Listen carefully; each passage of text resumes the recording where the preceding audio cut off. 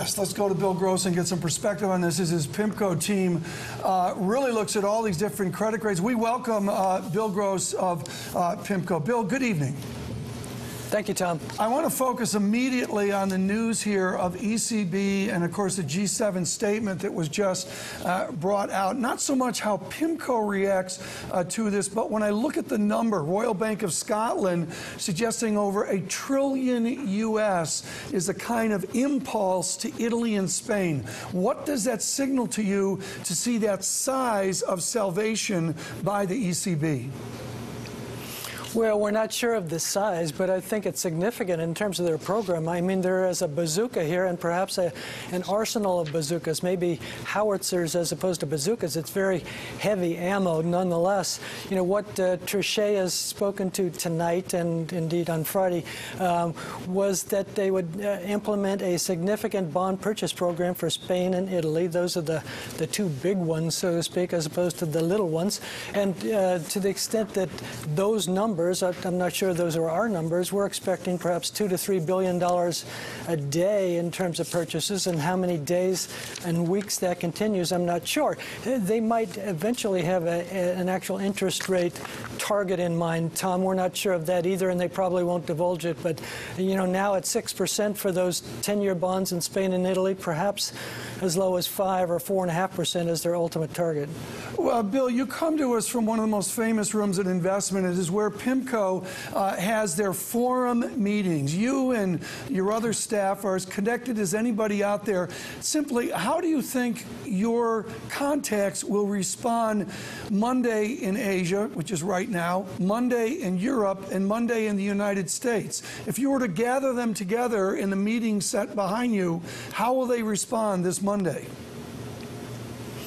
Well, I think you know, overall the most important impact will be from a currency standpoint. We're not seeing that tremendously tonight in terms of the dollar, but when you put all these pieces together, the ECB action in terms of supporting the whole of Euroland, when you look forward to the next few days in terms of the Fed, in terms of what they might do to ease interest rates to a certain extent, you know, those in combination, in addition to S&P's downgrade, which speaks to the longer-term vulnerability of the United States, put all that in a package, and it's the dollar, I think, more than anything, that is vulnerable on the downside. Here's a single paragraph, folks, in what I read this weekend. This from the Telegraph in the United Nations. Let's bring it up here. Alex Pilias, the world is one collapsed Southern European economy away from disaster and crying out for American leadership, and Washington gave us another committee. Bill Gross, would you serve on the super committee if asked? Well, of course, but not to be asked for sure. You know, I think the committee concept, however, is a kick-the-can type of action. What we saw here over the past week in terms of the resolution of the debt crisis was, you know, perhaps a $25 billion reduction over the next 12 months in terms of a deficit, and perhaps over the next several years of $500 billion to perhaps $1 trillion. Not much. You know, we've talked in the past, Tom, about the total liabilities of the United States being not $12 trillion in terms of actually printed treasuries, but as much as $60 trillion in terms of people walking. I call them debt, D-E-B-T, debt men walking, and that's Medicare, that's Social Security, that's Medicaid, all in combination in terms of a present value. So this country has an enormous problem. It's not just a $25 billion, it's not just a $1 to $2 trillion problem. A basic question, Bill, and sometimes you and I get too fancy. You just mentioned a lot of promises, $60 trillion of promises that we have. When are the Chinese not going to show up? When is the marginal foreign buyer of our debt going to just say enough? Well, they won't show up when it doesn't serve their best interest. You know, they're beginning to sense, and I'm sure they've sensed for a number of years now, that they're beginning to sense that the U.S. has a number of weapons to use against them in terms of their purchasing of treasuries, and that would be ultimately low interest rates relative to the rate of inflation. In other words, financial repression. And to the extent that the U.S. continues to employ that, it becomes an increasing cost for the Chinese. Now, you know, their number one priority, of course, has been to put their people to work. In effect, the whole world is trying to put their people to work, but the Chinese especially.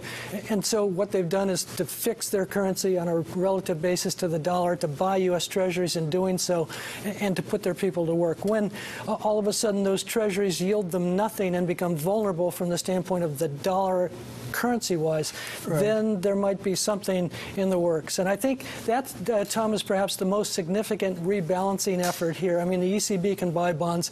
The U.S. can do another QE 2.5. But if and when the Chinese basically revalue their currency significantly, then that is a rebalancing effort that might ultimately put a foundation under the global economy. When you look at all of the mix of this evening, all of the news flow that we've seen, Bill, one of the questions is, what is the knock-on effect of a full faith and credit downgrade?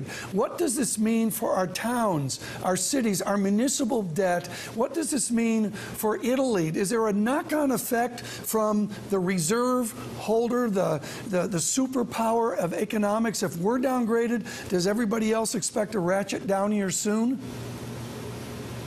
Well, I think that is one of the problems. To the extent that France or some of the inner core actually of Euroland become vulnerable with their AAA, then it becomes a successive waterfall on the way down. It doesn't mean, however, that money moves elsewhere, because in fact there's no other place to go.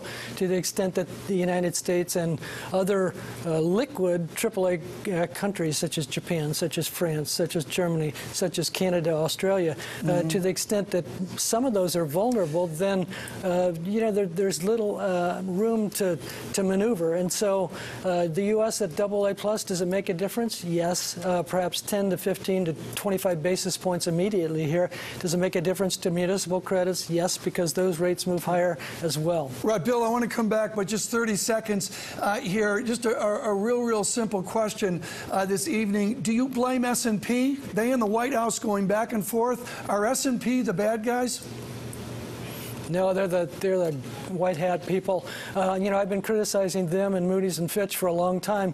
Moody's and Fitch are still on the S list, so to speak, but I think S&P has demonstrated some spine. They finally got it right. They spoke to a dysfunctional political system. They spoke to deficits as far as the eye can see, and they're enforcing some discipline here, and my white hat is off to them. Bill Gross with us from PIMCO. We continue again, folks. Nora Rubini with us here in a bit. Bill's going to race back to his house in Newport to watch the rest of the program, which we appreciate. Bill, gold is moving. A lot of other things aren't moving. Are you surprised by the relative stability in the markets? Well, I am. I'm a little surprised about the stock market futures. I thought they would be relatively stable too, but it appears not. I think the reason they're not is that the S&P downgrade is really fiscally contractionary. I mean, it perhaps raises credit spreads a little bit. Right. But what it really means going forward is that politicians in Congress and the U.S. will be beholden, so to speak, to rating agencies and to reduce the deficit, which is fiscally contractionary, and perhaps the wrong thing to do at this time. It sounds, Bill, like new normal talk. If we are contractionary, if we see J.P. Morgan and Goldman Sachs, among others, bring down their GDP estimates to new normal levels, does that signal disinflation or even not yet the whisper of deflation? And is that a signal that Chairman Bernanke will come in, forget about Italy and Spain, we'll get your QE 2.5?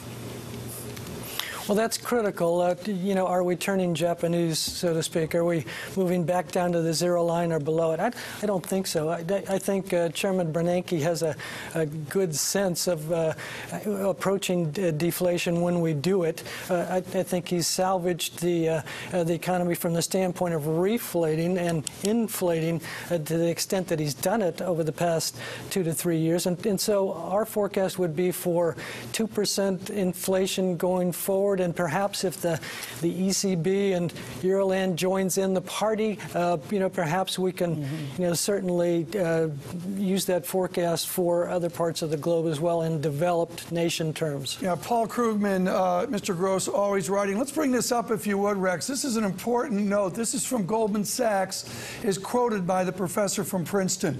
This is Hotzius and his team. Our inflation forecasts have not changed much, but our conviction is increased. I like that. Our conviction has increased that the large and now growing output gap will result in significant renewed disinflation. Let's focus on that output gap, Bill. How do you get a nation restarted? Well, that's the critical question, and one that's misinterpreted. I think I was amazed at Senator Kerry, basically speaking to spending cuts delayed as they were, as opposed to tax increases. I think basically the topic has been co-opted by the right. What we have here is not necessarily a debt crisis, but a demand crisis in which global aggregate demand is insufficient, basically, to put people to work. And it's critical to decide between the two, because if we have a debt crisis, then you have to balance your budget. If we have a demand crisis, then you have to stimulate spending. And so this is a Krugman argument that says, don't cut spending. If anything, increase spending. What we would say is that if you're going to do that, make sure it's in the right place, because up until this point, over the past 2 years, the Obama administration and Congress has targeted consumption. We need to target investment as opposed to consumption. We need to become more productive as a global exporter. Bill, I wanted to say a personal question. You started out in the mailroom of the Pacific Investment Management Company. This was just a few years ago.